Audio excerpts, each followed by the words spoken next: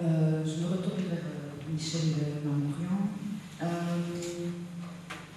Michel, que penses-tu des phrases du type il faut laisser le passé au passé, il faut avancer, il ne faut pas s'enfoncer dans le passé. Qu'est-ce que tu penses de ces phrases quand on en parle à l'égard d'un génocide quel qu'il soit? J'en pense qu'effectivement, tout naturellement, devant des événements comme ceux-là, le réflexe naturel de tout être humain, que ce soit quelqu'un qui a été mêlé à cette histoire ou tout simplement un tiers, le mouvement naturel c'est d'oublier, évidemment. C'est surtout de ne plus entendre parler de ça, de ne plus remuer ces horreurs. Je pense que comme moi, vous avez été extrêmement mal à l'aise à voir ce beau film qui est un pur témoignage, un témoignage d'une grande rareté parce que peu de rescapés ont la force de parler, mais il faut connaître que c'est pénible, comme est pénible, comme est atroce l'histoire qui est racontée. Et de tout temps, après un génocide, les Arméniens ont connu ça aussi, je pense que c'était la même chose pour les Juifs.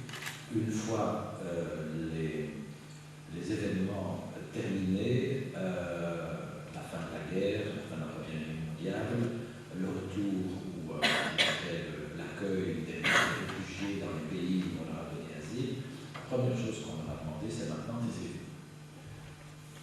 Tout simplement parce qu'on voulait tourner la page, parce que la vie devait continuer, et peut-être aussi, d'une certaine manière, dans les familles des rescapés, on pouvait comprendre et admettre qu'effectivement, pour le bien des enfants, il était préférable de ne plus trop parler de ces très mauvais souvenirs. Et d'une certaine manière, de les enterrer. Je crois que c'est un mauvais calcul parce que, même si c'est humain, la preuve en est que l'expérience n'a pas été tirée de ces faits. Et donc, le passé, qui doit être l'enseignement qui permet le présent et le futur, ce passé-là, en tout cas une partie de ce passé, a été occulté et donc il a manqué quelque chose à l'éducation. Il y a une leçon qui n'a pas été tirée et donc nécessairement il y a pu y avoir d'autres génocides. Donc je crois qu'effectivement le passé est essentiel. Nous devons avoir conscience que l'humanité est capable de cela, qu'il y a des moments heureux, l'homme est capable de progrès, mais il faut aussi savoir que dans certaines circonstances, à certains moments, l'humanité peut basculer dans ce qu'il y a de plus horrible, que nous n'imaginons même pas dans nos cauchemars, et il faut le savoir et il faut l'empêcher. Si on n'a pas conscience de cela et si on n'écoute pas ceux qui ont vécu ces événements et aussi qui les ont anticipés, parce qu'on nous dit qu'il y a eu des massacres avant le génocide de 1994, si on n'écoute pas les gens qui vivent cela, qui ont cette sensibilité, il est probable qu'effectivement, ici ou là, tels événements pourront encore se reproduire. Donc le passé, c'est très important. Merci. Mais justement, j'aimerais revenir avec Nicolas sur la base juridique, finalement. Je sais que les journalistes, enfin, je sais que tu es expert dans ces matières-là. Donc la base juridique de la définition d'un génocide, parce que voilà, on a tendance parfois à confondre, à ne pas savoir. Enfin, qu'est-ce que c'est finalement un génocide? Qu'est-ce qui différencie un génocide d'un massacre, d'un crime contre l'humanité? Qu'est-ce que c'est toutes ces choses-là? Et finalement, à quelle occasion le mot génocide a été créé? Mais tout d'abord, je ne vais pas m'apesanter sur la base juridique parce qu'elle est problématique. La définition qui a été donnée du génocide après la guerre comporte des ambiguïtés et elle n'insiste pas non plus sur la particularité du crime de génocide. En fait, le crime de génocide est une chose assez simple dans son objectif, puisqu'il s'agit d'exterminer, de rayer de la carte un groupe humain, par tous les moyens. Et en fait, c'est tout simplement, c'est ce que le grand historien Max Maxime Schneinberg, spécialiste de la déportation des Juifs de l'Église, disait, c'est tuer et faire tuer un groupe humain. Avec une particularité dans le choix des victimes. Il y a deux victimes auxquelles le génocidaire pense et qui ont toute leur importance pour que le génocide soit accompli. Ce sont les enfants et les femmes. Si on ne comprend pas ça, on ne comprend pas le génocide, car si on tue ces deux catégories, on parvient à réussir ce projet complètement fou qui consiste à éliminer un groupe humanitaire. Alors les femmes, évidemment, on comprend pourquoi, c'est pour que le groupe ne puisse plus se reproduire, les enfants aussi, mais les enfants avec une particularité supplémentaire, c'est qu'ils ne se mangent pas, c'est qu'ils ne prennent pas un jour les armes et se retournent contre ceux qui ont commis ce génocide. Et cette caractéristique est présente dans l'esprit même de ceux qui commettent le génocide. Pour cela, il suffit de... C'est un témoignage extraordinaire. C'est un discours de Heinrich Himmler, qui est un des principaux responsables de la Shoah, qui, dans un discours qu'il tient dans une assemblée assez limitée de hauts dignitaires administratifs en 1943, c'est un discours qui a été enregistré sur disque et qui est reproduit dans le livre d'histoire de la Shoah, où il insiste sur cette dimension qui est de tuer les femmes et les enfants. Et il explique même que c'est une tâche qui est très difficile. Mais pour eux, Allemands civilisés, c'est ce qu'il leur dit, vous verrez, j'y pensais beaucoup, mais il faut le faire, même si c'est quelque chose d'extraordinaire, au sens que ça dépasse l'entendement. Mais c'est la particularité du génocide, c'est éliminer les femmes et les enfants pour que le groupe ne puisse plus exister. Alors, quant à l'origine du terme, je crois que beaucoup de gens le savent, il a été forgé par un juriste américain, juif américain d'origine polonaise, Raphaël Lemkin. Et ça qui est intéressant, c'est que lorsqu'il a forgé ce concept de génocide, il s'est appuyé évidemment sur l'histoire et sur l'expérience arménienne lorsqu'il a élaboré ce concept. Je me retourne vers toi, Michel, et je vais de façon un peu abrupte dans la question du négationnisme. Il y a une loi qui contre le négationnisme à l'encontre du génocide juif, du génocide des juifs. Pourquoi rencontre-t-on des difficultés à la faire adopter pour les autres génocides? Est-ce qu'il y a une explication ou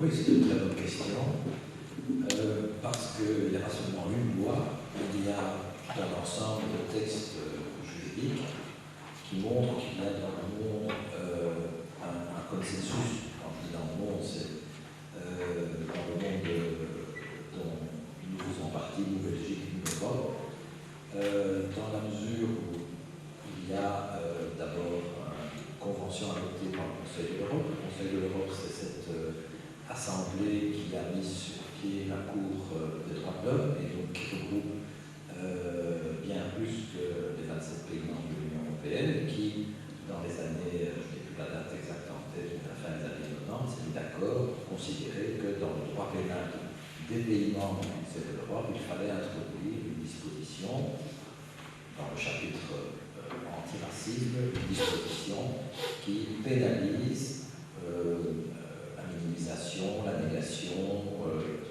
l'apologie du génocide, etc. Plus récemment, l'Union européenne, actuellement présidée par M. Van Rompuy, a, dans un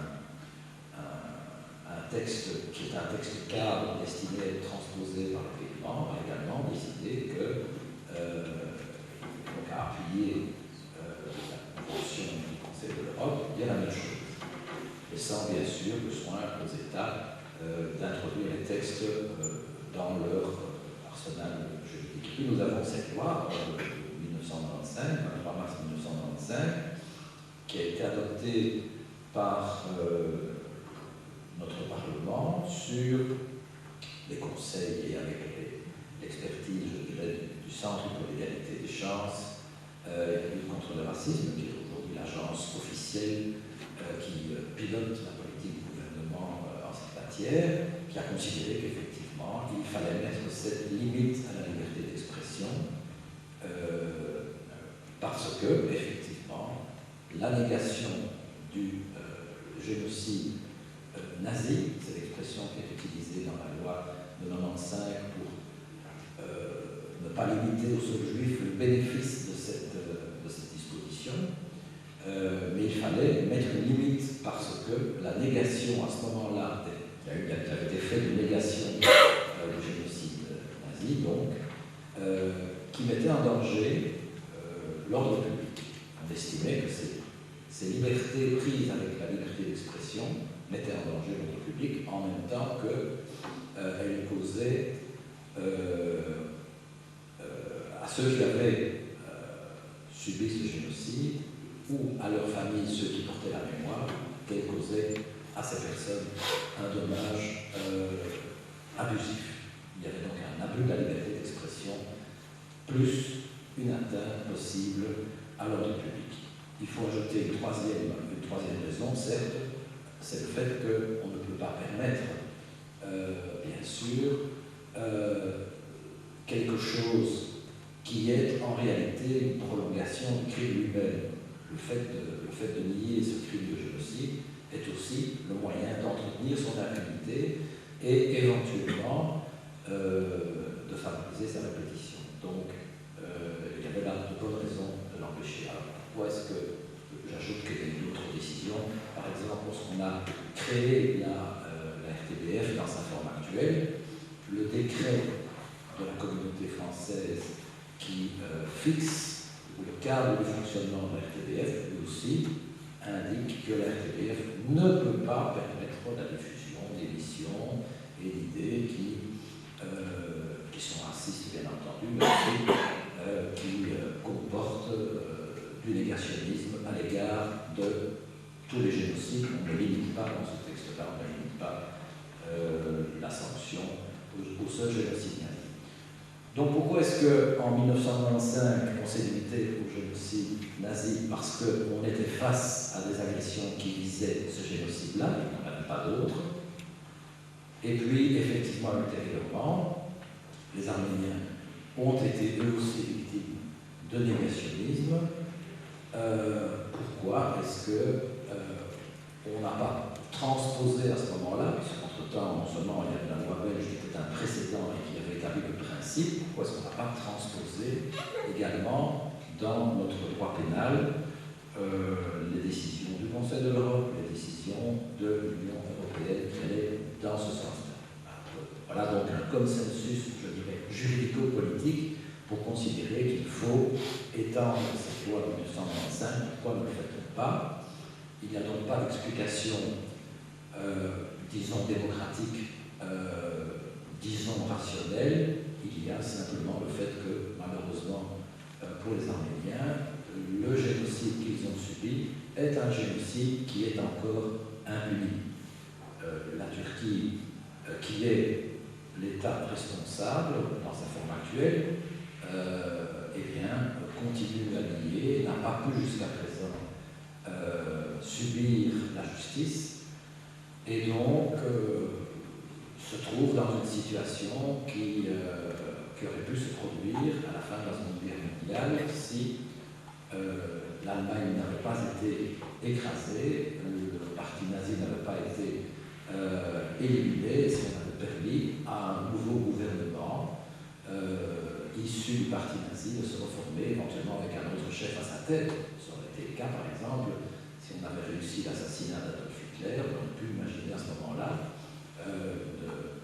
je dirais, une deuxième vie du parti nazi sous la tutelle ou la direction d'autres chefs plus acceptables pour l'Occident qui auraient pactisé, etc. Dans cette situation-là, je ne suis pas sûr qu'on aurait pu effectivement faire subir la justice à tous ceux qui avaient été responsables des crimes qui avaient participé au génocide. C'est la situation des Arméniens. Nous sommes face à un État qui est de plus en plus puissant, qui est membre de l'OTAN, et qui a en Europe un grand nombre de ses ressortissants implantés, installés depuis les années 60. Et il se fait donc que la Belgique, le pouvoir politique belge, ne parvient pas à surmonter cet obstacle qui est l'opposition d'un pays ami, je mets des guillemets, et en même temps l'opposition d'une partie de la population belge qui est issue d'une immigration venant de Turquie et qui manifestement n'a pas adopté sur ce point notre manière de lire l'histoire, notre manière d'en tirer des conclusions qui n'a manifestement pas atteint ce stade d'intégration malgré le nombre de générations établies en Belgique. Donc il y a un problème d'intégration, sujet à la mode, mais là il y a manifestement un exemple qui pourrait être résolu, me semble-t-il, assez facilement, à la mesure où si on trouve la force politique et si on retrouve suffisamment de clairvoyance pour comprendre que cette loi sur le négationnisme doit être étendue aux autres génocides, on donnera un bon signal, un signal d'intégration à des gens qui encore aujourd'hui restent, par notre faiblesse, notre impuissance à nous, qui restent encore sous la coupe de la Turquie, alors qu'ils devraient faire intégralement et entièrement partie de la communauté, je dirais, belge, avec tout ce que ce terme communauté suppose, c'est-à-dire le partage de valeurs, le partage d'une histoire qui n'a probablement pas été suffisamment enseignée. Donc, cette intégration ayant échoué sur ce plan-là, eh bien, peut-être qu'une loi pénale aujourd'hui serait déjà le moyen de faire un pas dans la bonne direction. Et ce qui est terrible, c'est que c'est en raison de cette impuissance relative de la Belgique face à la Turquie et à la communauté turque que les Tutsis qui vivent en Belgique aujourd'hui ne sont pas protégés. Vis-à-vis d'eux, la Belgique n'aurait absolument aucune réticence à étendre la loi sur le génocide, mais politiquement, il est extrêmement difficile de l'étendre uniquement en faveur des Tutsis, pas en faveur des Arméniens.